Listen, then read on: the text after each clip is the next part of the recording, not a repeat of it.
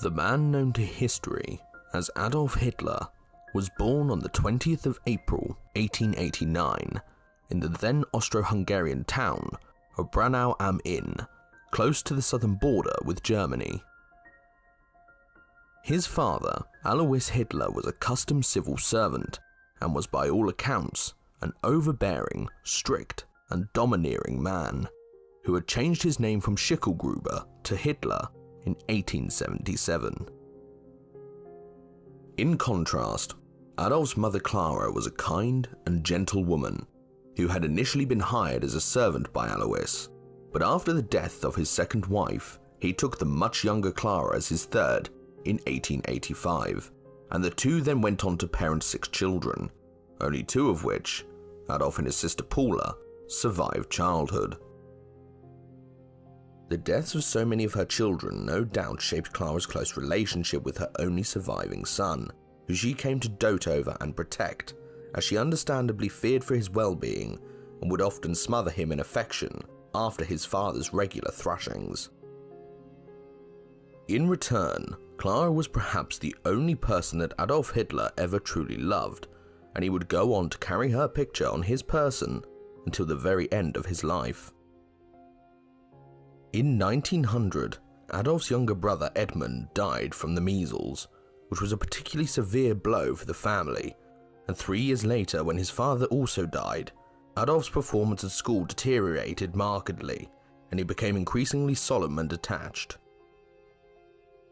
An average student, Hitler then went through several schools, making few friends, and despite being idle and often insolent to his teachers, eventually passed his exams, but as yet did not have a clear idea of what he wanted to do with his life.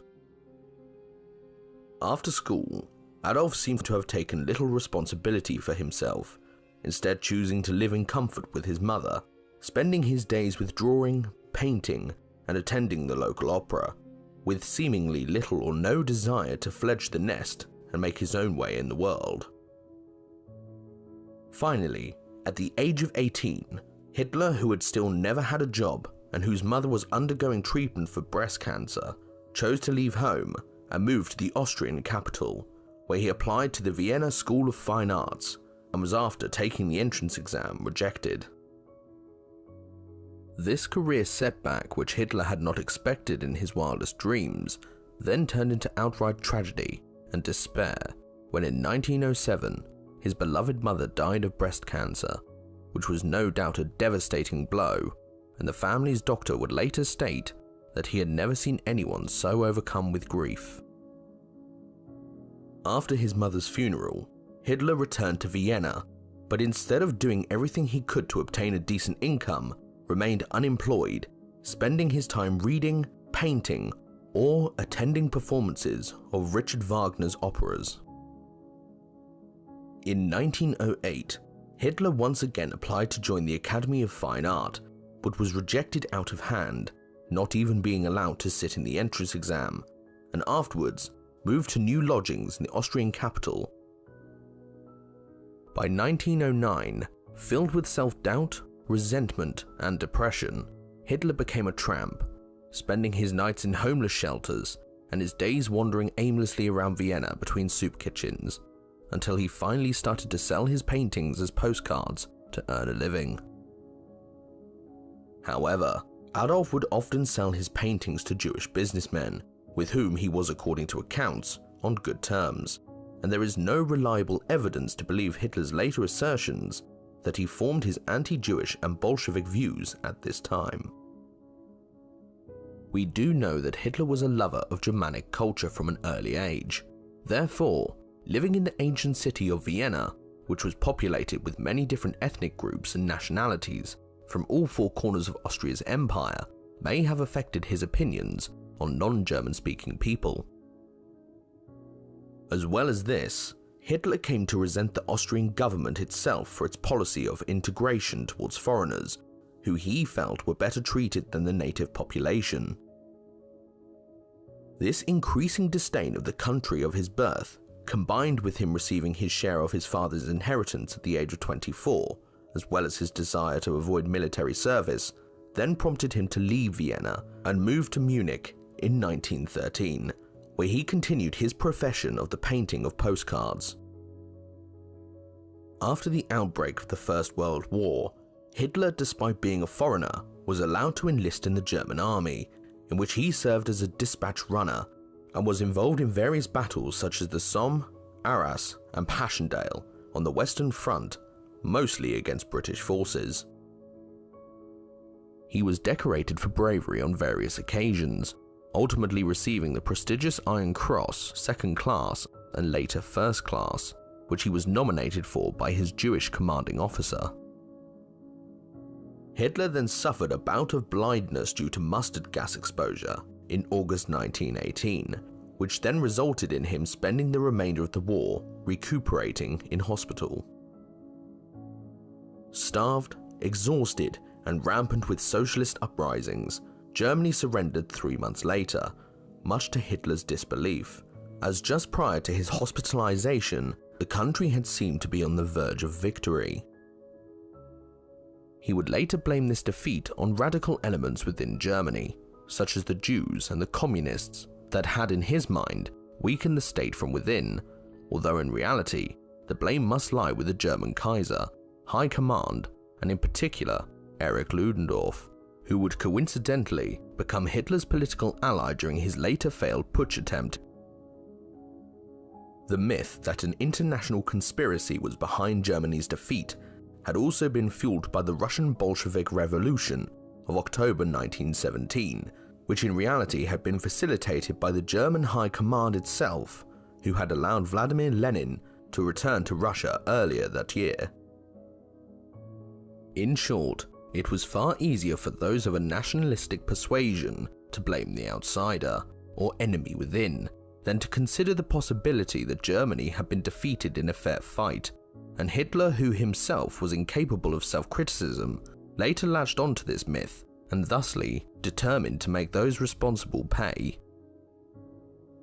In 1919, Munich and Bavaria as a whole became a hotbed of communist agitation, which eventually led to the Bavarian Revolution in April, after which a Soviet Republic was set up, which was shortly afterwards overthrown.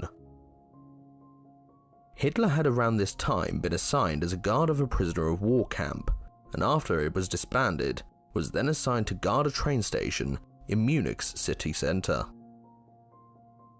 Records during this period name him as his company's representative to the ruling communist regime, and after the Soviet Republic of Bavaria had been proclaimed in April of 1919, he continued to represent his company and liaise with the revolutionary movement. After the collapse of the Soviet regime in Bavaria, Hitler remained in the much reduced German army, but was now posted to a counter-revolutionary intelligence unit in which he would be tasked with gathering information on the area's various radical political groups. Before the commencement of his duties, Hitler was sent to Munich University, where he attended an army-funded course on German history, the political situation, and most importantly public speaking, which were designed to educate informants in the necessities of combating the region's far-left revolutionary movements. It was this education more than anything that formed Adolf Hitler's right-wing political views after World War I, as it was the increasingly widespread hostility within Bavaria towards the far left, along with his new education and position, that would present him with the opportunity and audience to kickstart his political career. Soon after this, Hitler was noticed by one of his superiors having a heated debate with one of his colleagues, which in turn led, because of his debating skills, to him being promoted and tasked with giving lectures to troops within the army, who had been identified as having Marxist sympathies. Hitler also started to air his anti-Semitic views around this time, which he would later merge with his anti-communist sentiments to form his worldview, which was largely of a far-right nationalistic outlook, opposed to the pernicious outside influences such as Jews, Marxists, and the Versailles Treaty that he had felt had undermined Germany and caused or perpetuated its downfall. Then, on the 12th of September 1919, Hitler attended a meeting of the tiny and seemingly innocently named German Workers' Party, and either by his own instigation or after being ordered by his army superiors, joined the movement as member 555. He then rose rapidly within the movement, in which he gave rabble-rousing speeches in Munich's beer halls, leading to him before long effectively becoming the party's figurehead, even eclipsing its leader, Anton Drexler. A common conception is that Hitler's political views were already fully formed at this stage. However, it is far more likely that he, whilst giving speeches, observed the reactions of his audience, and over time, played on any subjects or viewpoints which got a reaction, and simply dropped any viewpoints which got no reaction or were unpopular. In short, Hitler did not invent anti-Semitism in Germany. He merely rode the wave of public opinion, amplifying and projecting it to gain notoriety and power. In 1921, members of the newly renamed National Socialist German Workers' Party, or Nazi Party Executive Committee, put forward a motion to merge with the rival German Socialist Party, and Hitler, fearing he would lose influence, immediately resigned in protest, which caused a panic due to the fact that he was by this time the key figure in the movement, and him leaving would potentially spell doom for the party. Essentially, Hitler, whose life would be shaped by high-risk gambles, correctly calculated that the party could not afford to lose its star performer, and after Drexler cancelled the merger, Hitler stated that he would only rejoin on the condition he was made party chairman, leading to a vote being taken, which he overwhelmingly won. Now in full control, the leader, or Führer as Hitler was now known, escalated his speeches and public appearances, and soon became a recognized political figure within Bavaria and beyond. Then, in 1923, Hitler appealed to the former head of Germany's armed forces, Erich Ludendorff, who had been one of the key architects of the myth of the enemy from within, to aid him in a coup to seize power of the Bavarian government. The aging general agreed to join with the former corporal, and, on the 8th of November 1923, Hitler and his followers stormed into a public meeting being held by the head of the Bavarian government, Gustav von Kahr, at which Hitler proclaimed that a revolution had begun. The next day, Hitler and his followers, which included Rudolf Hess, Hermann Göring, Ernst Röhm, and the unknown Heinrich Himmler, attempted to seize the Bavarian War Ministry, but after troops arrived and opened fire on the gathered Nazis, a panic ensued and Hitler and his supporters fled the scene. Hitler was then subsequently arrested and tried for high treason in February of 1923 and was given 5 years in prison at Landsberg, along with several other ringleaders of the putsch, including Rudolf Hess, but Ludendorff was released without charge. Whilst at Landsberg prison, Hitler wrote one of the most inflammatory and notorious books of the 20th century, Mein Kampf, which was part autobiography, part political doctrine, in which he laid out his ideas for a racially pure Germany, as well as his hatred of Marxism. On the 20th of December 1924, Hitler was pardoned and released from prison, and immediately retook control of the Nazi Party. But as the German economy was now in good health, and also recognizing that taking power through violence had been counterproductive, Hitler decided to now seek to gain control of Germany via political or peaceful means.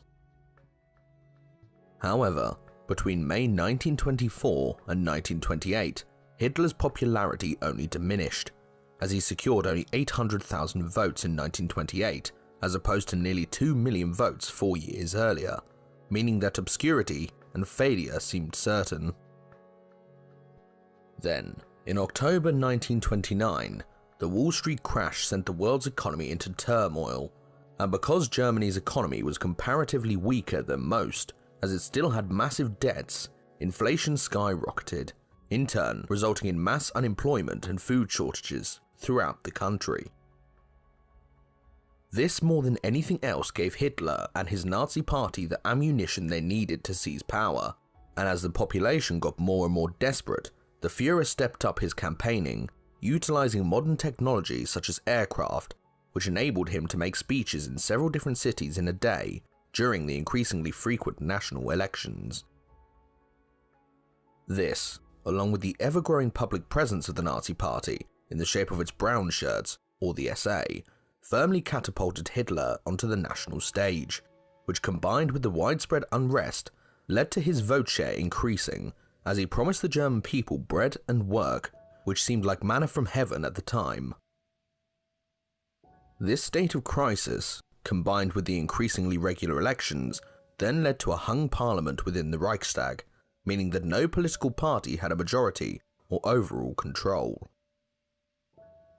This deadlock then prompted leading politicians to write to the head of state, Paul von Hindenburg, in which they recommended he appoint Hitler as chancellor, and after 2 further elections in which no party claimed an outright majority, Hindenburg did so, culminating in Adolf Hitler being made Chancellor of Germany on the 30th of January 1933. After this, Hitler immediately sought to claim total control of the country and asked Hindenburg to dissolve parliament so that fresh elections could be held in March. However, a month later in February of 1933, the Reichstag caught fire and burned to the ground, after which Hindenburg at Hitler's insistence enacted the Reichstag Fire Decree, which suspended all basic civil rights and allowed detention without trial. The Nazis had been quick to blame the far left for the fire, which led to the German Communist Party being all but shut down over the coming months, even though the National Socialists and Hitler himself had gained the most from the incident. Next, the Reichstag met at the Kroll Opera House and voted on an enabling act which gifted Hitler de facto control over Germany for the period of 4 years and enabled him to pass laws without the consent of the country's parliament. In voting for this act, the Reichstag effectively signed its own death warrant, as the bill's passing made Hitler the dictator of Germany in all but name, meaning that German democracy was now dead. Over the coming months, all political opposition was crushed throughout the country, as its political parties were forced to shut down, and any persons who were considered any kind of threat were interned, either in prisons or in the newly constructed concentration camps that were now springing up throughout Germany. Hitler now began an ambitious plan to rebuild and rejuvenate the country's economy by cancelling austerity and instigating by means of loans a massive public works program, which in turn slashed the country's unemployment figures. Only 2 obstacles now stood between the Führer and absolute power in Germany, one of which was Hindenburg, who was still technically Hitler's superior, and the second was the army, or rather the Army High Command, who were now increasingly voicing their concerns regarding Ernst Röhm's now massive SA, or brown shirts. The SA had been set up as the fighting arm of the National Socialist Party to fight back against its communist opponents during the 1920s, but by this time numbered in the millions and was far larger than the German army. Reacting to the ever-increasing numbers of complaints about the SA's often brutal methods, Hindenburg told Hitler he had to rein in the SA and its leader, Ernst Röhm, who was now a direct threat to the army, the government, and to Hitler himself. Plans were then set in motion with Hitler's approval to permanently muzzle the SA in an operation codenamed Hummingbird, which was headed by Hermann Göring, the head of the SS Heinrich Himmler, along with his right-hand man, Reinhard Heydrich. The operation was then carried out from the 30th of June to the 2nd of July 1934, in which arrests were made throughout the country, leading to dozens of the Nazis' political enemies, including the leaders of the SA, being arrested and executed without trial. Amongst them were the SA leader, Ernst Röhm, and Hitler's political opponents coming from all corners of the political spectrum, including Ritter von Kahr, the former leader of the Bavarian government, who was dragged into a wood by 2 SS men and hacked to death with axes. In essence, Hitler used this operation, which became known as the Night of the Long Knives, to eliminate any and all opponents both from within and without the Nazi Party, which simultaneously appeased the demands of Paul von Hindenburg and the Army High Command. Then, on the 2nd of August 1934, Hindenburg died, and after he was given a lavish state funeral by the Nazi regime, Hitler acted to remove the final obstacle between him gaining supreme power by making himself head of state, after which he had the German army swear personal allegiance to him. This meant that Hitler, after little more than a year of being made chancellor, had unrivaled control over every single aspect of German life, and was now the Führer of the entire German nation. Germany was now National Socialist Germany. The Third Reich had begun. Over the coming 4 years, more and more money was poured into Germany's infrastructure, industry, and its armed forces, whose numbers were swelled by the recruitment of hundreds of thousands of SA members, many of whom had been forced, after the Night of the Long Knives, to either join Heinrich Himmler's SS or now the much larger German army, or Wehrmacht. Germany was rearming. New aircraft, new tanks, new guns. But by this time, the old enemies of France and Britain had begun to take notice of the growing threat, as certain voices within those nations had started to warn their governments of what may lay ahead. But, despite these warnings, many people didn't want to imagine another European war. Only a madman could want such a thing, and there was still no certainty about the Führer's future intentions. Indeed, his rejuvenation of the German economy was greatly admired and praised throughout the world. For the time being, the nations of the world watched and hoped for the best, because they didn't, or couldn't, countenance the worst, as it was too terrible to contemplate. But as time passed and the warning signs grew, so did the calls for France and Britain to act against Germany before things went too far. Hitler then turned his attention to his native country of Austria, as there were growing calls from the nationalist supporters of the Nazi Party on both sides of the border for the countries to unite. The Führer then exerted pressure on the Austrian government to allow the union, but after meeting resistance from them, gave the country's government an ultimatum on the 11th of March for all those who so desired to be allowed to cross the border into Germany. However, after the Austrians continually stalled for time, Hitler's patience deserted him, and he then ordered the Wehrmacht to cross the border into Austria on the morning of the 12th of March, 1938. After opposition in the Führer's homeland had melted away, he embarked on a celebratory tour of the country, in which he crossed the border by motorcade, along with a heavily armed 4,000-strong SS bodyguard, after which he passed through his hometown of Braunau, before working his way towards Vienna, where he was met by hundreds of thousands of cheering people. This meant that the Führer's first great strategic gamble had paid off, and as the Western powers had done nothing to intervene in his annexation of Austria, Hitler, who was now emboldened with a new sense of confidence, turned his attention to Czechoslovakia. Pressure was then exerted on the Czech government for the Sudetenland areas of the country, which contained a sizable population of German-speaking people, to be handed over to German control. However, the British and the French pressured the Germans to back off, but at the Munich conference, they signed an agreement allowing Germany to occupy the Sudetenland on the condition Hitler made no more territorial claims in the continent. The territory was handed over to the Germans on the 29th of September, 1938, but Hitler was still not satisfied with the agreement and subsequently ordered the Wehrmacht to invade the rest of Czechoslovakia the following spring, which broke the Munich agreement between himself, France, and Britain. There was now no doubt that Hitler was a man who could not be trusted and who wanted war at any price. Therefore, the major powers started to rearm in earnest, as war was now inevitable. Germany now began to prepare for an invasion of Poland, the reasons for which were down to Hitler wanting to reclaim the German territory of West Prussia, which had been handed over to Poland after World War I, and now separated Germany from East Prussia. Another reason for the invasion of Poland was the Führer's long-held assertion that Germany needed more living space in Eastern Europe for colonization, or as he called it, Lebensraum.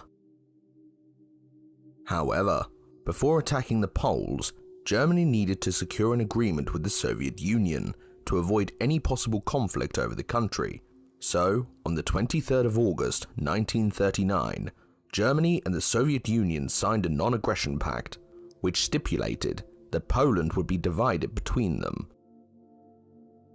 This pushed Europe to the very brink of war, and led 2 days after the German-Soviet agreement was signed to Britain and Poland signing their own Anglo-Polish alliance, in which Britain guaranteed Polish independence. Hitler again gambled after this, as he calculated that Britain would be unwilling to commit to another European war, and thusly gave the invasion the go-ahead regardless, which then began on the 1st of September 1939, when German troops crossed the Polish border en masse. 2 days later, Britain and France declared war on Germany in response. World War II had begun. Poland, despite brave resistance, was no match for Germany, which, using a combination of tanks and mechanized infantry, along with close air support from Hermann Göring's Luftwaffe, quickly pounded the country into submission, and on the 17th of September, the Soviet Union invaded eastern Poland, carving the country in two. What followed is now known as the Phony War, as Britain and France hesitated, deciding not to attack, which gave Hitler time to build up his forces on Germany's western border, and after the fall of Denmark and Norway in the spring of 1940, the Führer ordered the invasion of Holland, Belgium, and France itself. On the 10th of May 1940, Army Group B in the north advanced through the Low Countries of Holland and Belgium, which forced the British and French armies to advance to meet them. This pinned the Allies in the north, whilst to the south, in the heavily forested Ardennes region, which had been judged to be impassable to tanks by the Allied leadership, the main force of the German army advanced. Army Group A then smashed straight through the poorly defended French lines and raced towards the Channel ports, cutting the Allied armies in two and leaving Paris open to direct assault. This brilliant maneuver sent the Allies into outright panic, and after various sporadic counterattacks failed, and being surrounded on all sides, the British decided to withdraw from France in what became known as the Dunkirk evacuation. With the British now neutralised, the Germans turned their attention towards Paris, and under massive pressure, the French declared the city open, leading to it being occupied by the Wehrmacht on the 14th of June 1940. 8 days later, on the 22nd of June, delegates from the French government under the newly instated Marshal Pétain met their German counterparts, including Hitler, at Compiègne, in the very same railway carriage which in 1918 the Germans had surrendered to the Allies. Hitler then toured Paris on the 24th of June via motorcade, visiting Napoleon's tomb in the Eiffel Tower along with the city's other landmarks, in what would prove to be his only visit to the French capital. In a matter of weeks, Germany had defeated France and delivered Britain a crushing blow, making Hitler the master of Europe and a national hero, as he had erased the shame and defeat of the First World War and claimed revenge on the country's enemies. However, Britain refused to enter peace talks as its new Prime Minister Winston Churchill was determined, despite detractors within his own government, not to give in to Hitler, and thusly resolved to continue the struggle to the bitter end. Hermann Göring had assured Hitler that the Luftwaffe alone was strong enough to defeat the British Royal Air Force to facilitate a cross-channel invasion, and Hitler, who had no reason to doubt Göring at this stage, gave the go-ahead for the aerial assault, which began on the 10th of July 1940, with mass air raids on targets in southern England, including airfields and radar installations. These attacks and aerial battles continued with massive losses on both sides, until on the 2nd of August, an RAF bombing raid over Berlin, which was intended to hit industrial targets, accidentally dropped its payload on residential areas, largely due to heavy cloud cover. Hitler, who was outraged, then ordered Göring to bomb London in reprisal, which shifted the focus away from the now near-disabled airfields across southern England and allowed the RAF valuable time to recoup its depleted numbers. The Luftwaffe then continued its bombing of civilian targets, as did the RAF, until in October 1940, acknowledging the British defences were still too strong to make an invasion viable, Hitler cancelled Operation Sea Lion, the invasion of Britain, judging the country to be no serious threat, and turned his attention eastwards towards Russia. Hitler had long hated Bolshevism and stated that the Soviet Union was a backwards ramshackle state which was ripe for the picking, and thusly ordered the German High Command to draw up plans for a full-scale invasion of the country, which was codenamed Operation Redbeard or Barbarossa, after the Teutonic king that had fought the Slavs in the Middle Ages. Barbarossa was to become the largest ground invasion in human history, consisting of nearly 3 million German troops in 3 massive army thrusts.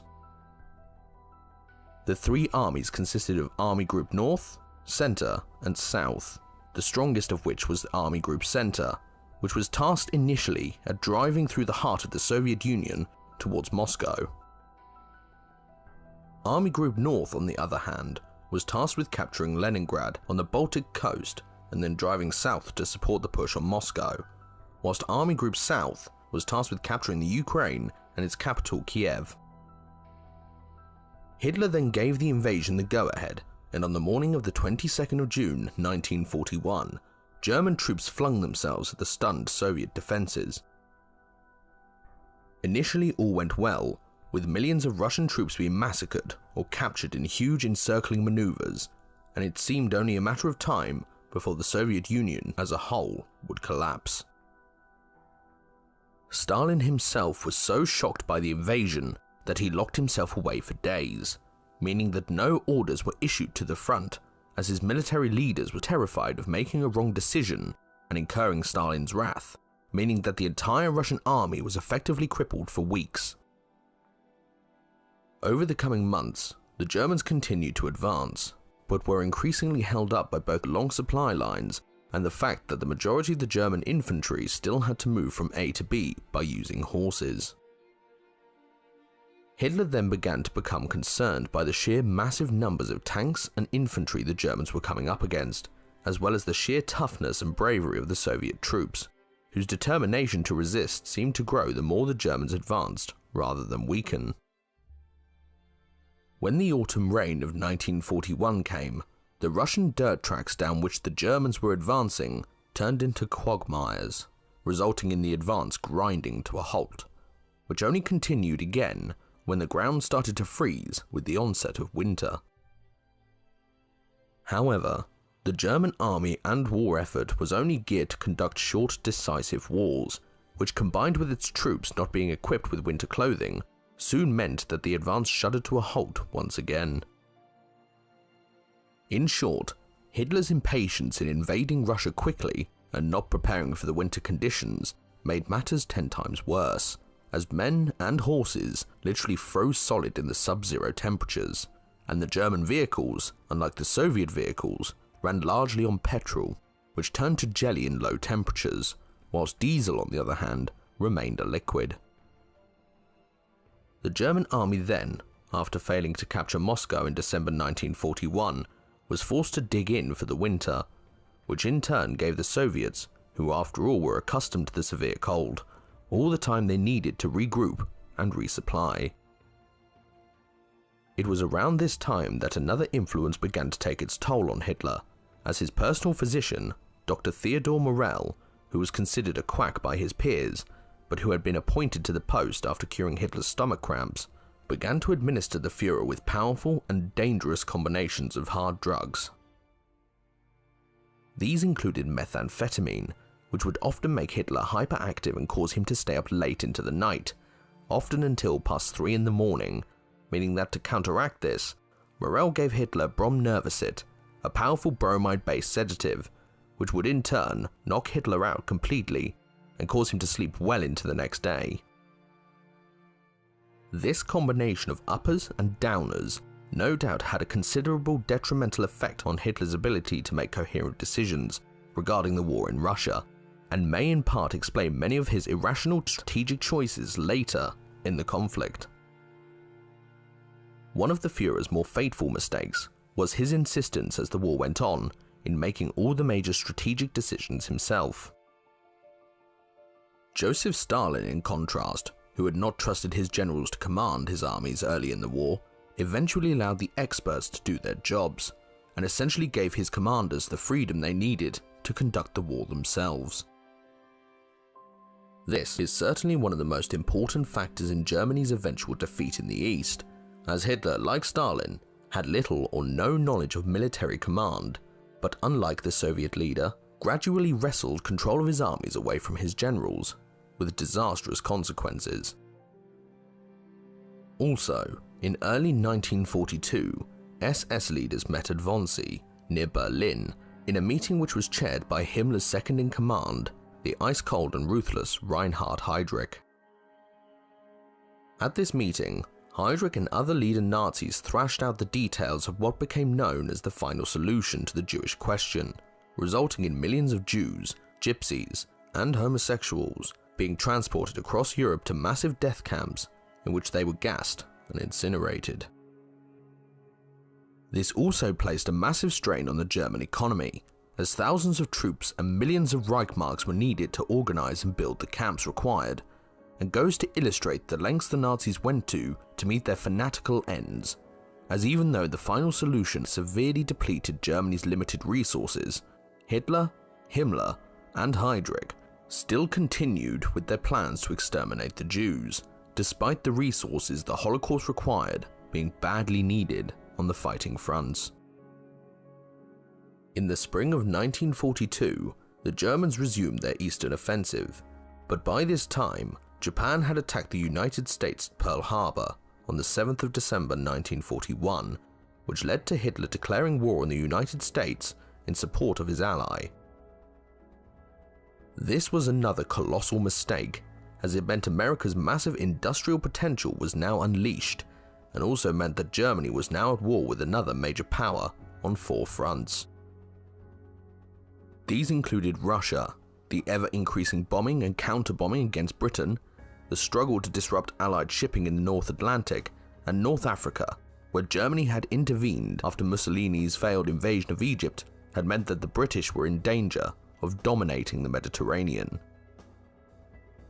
All this combined with ramping up of the final solution stretched Germany's industry to breaking point,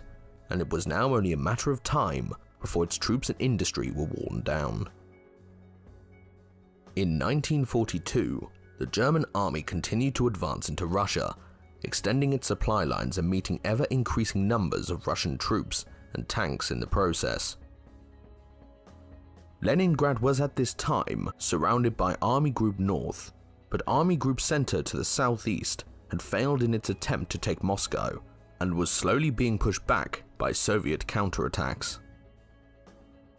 Hitler now turned his attention south to the Crimea, or rather the oil fields in the Baku region, and during the remainder of that year, the Germans attempted to seek a knockout blow in the south. The Führer then ordered that Stalingrad, an industrial city on the river Volga, was to be taken, which only served to weaken his drive into the Crimea, and also resulted over the coming months in one of the most bloody and intense battles in military history taking place. The city then quickly became a meat grinder, as both sides poured tens of thousands of troops into it, but as the Germans were the weaker in numbers, the Soviets were able to launch a counterattack in November of 1942, which cut through the weakened German lines to the north and south of the city. As the German army inside Stalingrad was now cut off, the Luftwaffe attempted to airdrop supplies to maintain them, but the Russians continued to tighten the noose, and after an attempt to break through to the city failed, the German 6th Army was forced to surrender in February of 1943, meaning that Hitler had lost around 750,000 troops in a single battle. This was a crushing blow to the Germans and to Hitler himself, and from this point onwards, the war in the East from a German perspective was one of defeat and withdrawal, interrupted by desperate counterattacks such as the Battle of Kursk in July 1943, which was one of the largest tank battles in the history of warfare. This battle cost the Germans hundreds of thousands of troops and was Hitler's last serious offensive against the Soviet Union in the East, as its failure meant that the fate of Germany and the Führer himself was all but sealed. By 1943, the Americans and the British had taken North Africa and were now invading Sicily,